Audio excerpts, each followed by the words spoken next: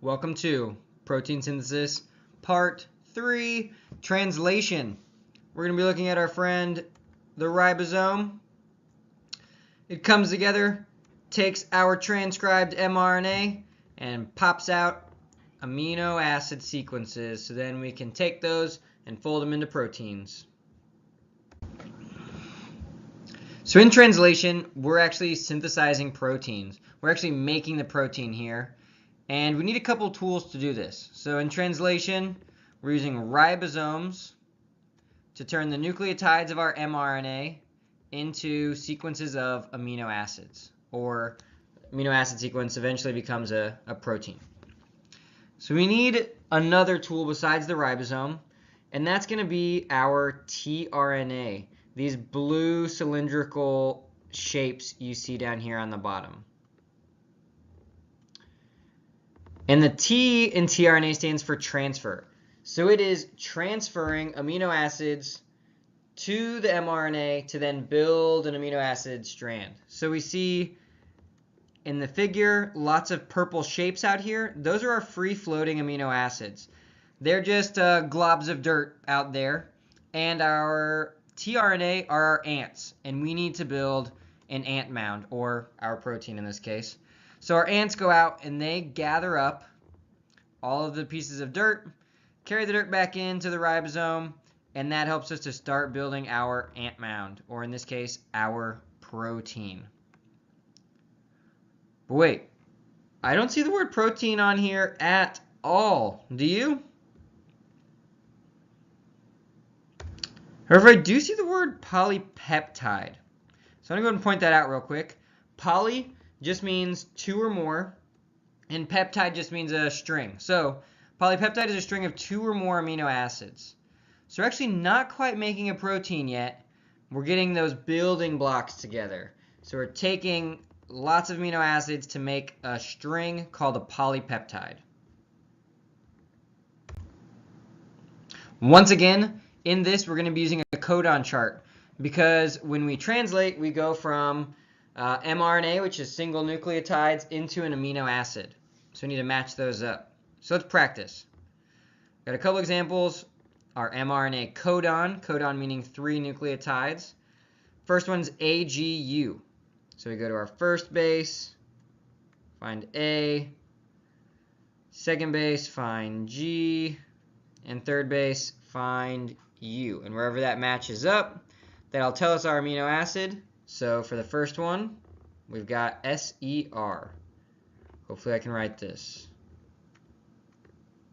Boom. Okay, the second one, I'm going to give you 5 seconds to figure out which one it is on your own.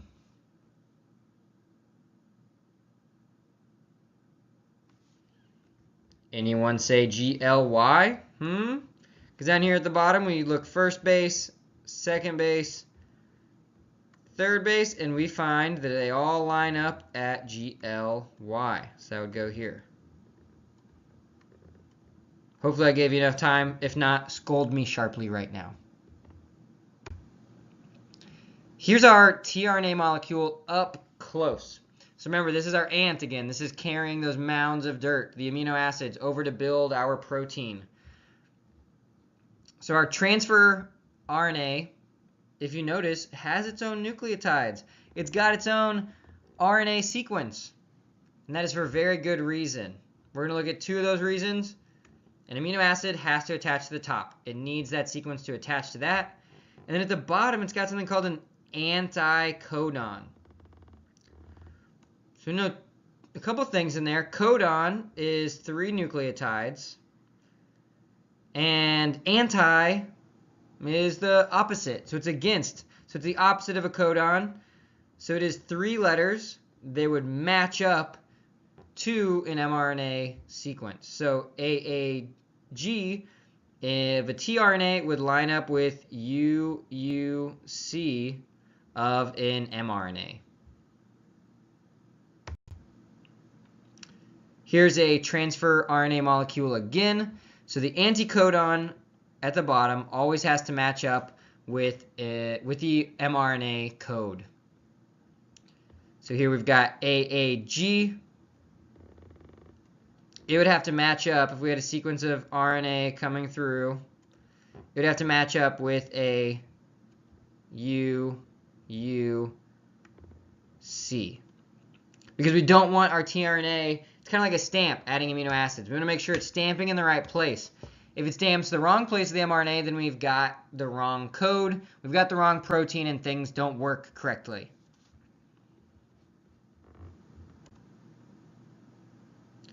So now we're to the ribosome. We've already been introduced to our friend tRNA. Now we need the factory, the ribosome. It's actually going to do the building for us. So you'll notice a couple things here. We've got 2 subunits, so there are 2 different shapes that come together. And then we've got 3 sites, EPA. We're going to jump straight to the bottom. The A site is where the tRNA comes in, matches up to the codons on the mRNA sequence, and then it moves over to the P site to add on polypeptides. So that's where our polypeptides bind. And then E for exit. Get out of here. We're done. We'll go into more detail on the next slide.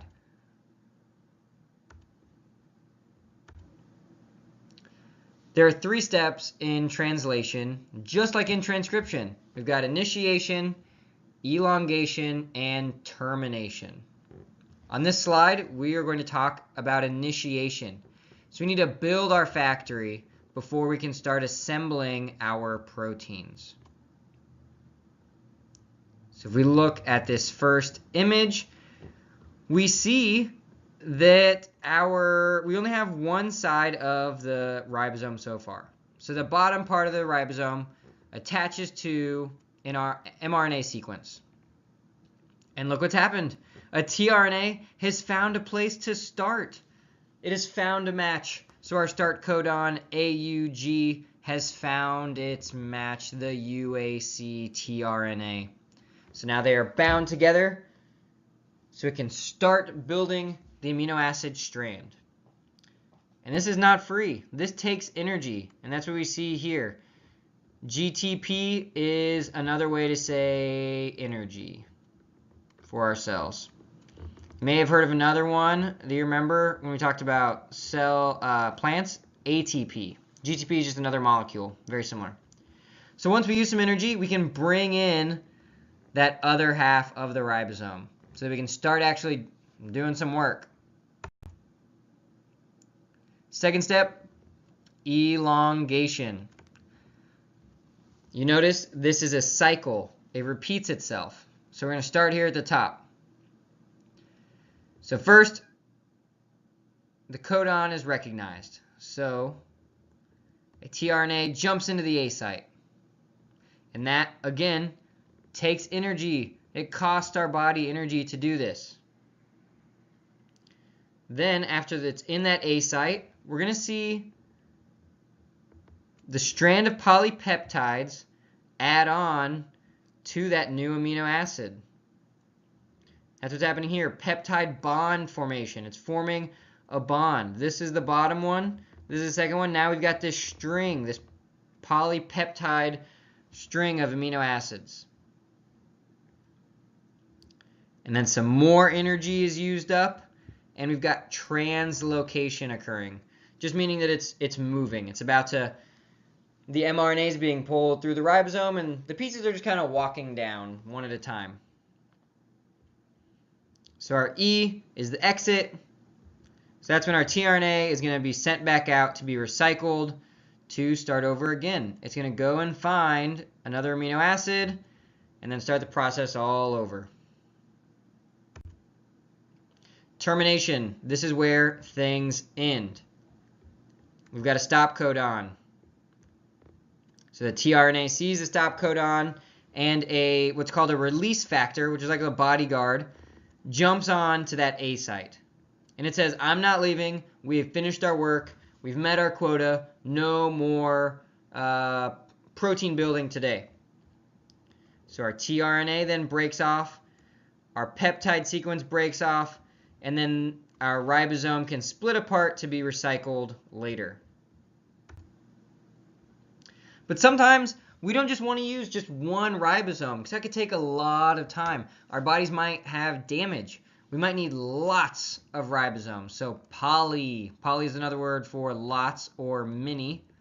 Might need many ribosomes at once to make this peptide sequence. And we can see that here. Ribosome 1, ribosome 2, ribosome 3, etc. And this happens in bacteria cells when work needs to be done very, very quickly. You can have multiple ribosomes working on one piece of mRNA at a time. So you can make protein, protein, protein really quickly. Big picture, transcription happens in the nucleus. mRNA comes out into the cytoplasm where we've got our tRNAs grabbing amino acids, entering and attaching to the ribosome at the A site, building up the polypeptide strand until we've got a polypeptide strand. That's where we are now. We've got a strand. What are we going to do with it? So we don't have a protein yet. We need to take our polypeptide sequence and actually start folding it up. And that's the job of the chaperonin. Does that word look kind of familiar? It's kind of similar to chaperone. So this acts like a chaperone. It watches over and protects the polypeptide in our body. So the polypeptide enters the chaperonin. A cap is put on it. And there the protein or the polypeptide can fold into the protein it needs to be, so then it can go off into the body and do more work. So if the protein is going to leave the cell, then it has to enter the rough endoplasmic reticulum. So we'll see here the ribosome has sent a signal down to the wall between the cell and the rough endoplasmic reticulum that creates a little channel for the protein to be released into. So the protein has to go into the rough endoplasmic reticulum to leave the cell.